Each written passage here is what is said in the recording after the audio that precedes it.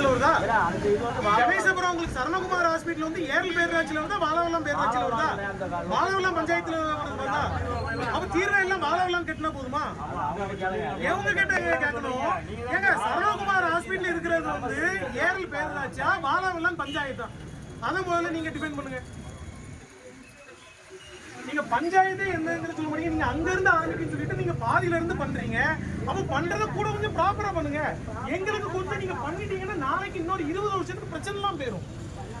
ஏன்னா நீங்க எடுக்க போறீங்க, எங்களால எதுவுமே உங்களை வந்து நாங்க தடுக்க முடியாது.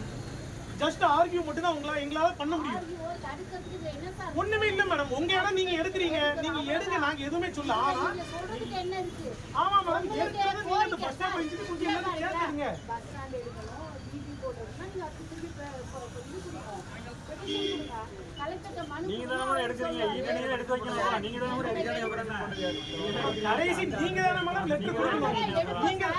லெட்டர் கொடுத்தாச்சுன்னா இந்த இடம் வந்து ஹைவே டிபார்ட்மெண்ட்ல இருக்கு சொல்லி நீங்க ஈவிக்கும் பஞ்சாயத்துக்கு லெட்டர் கொடுத்தாச்சுன்னா அது ஆட்டோமேட்டிக்கா இதாயிடும்.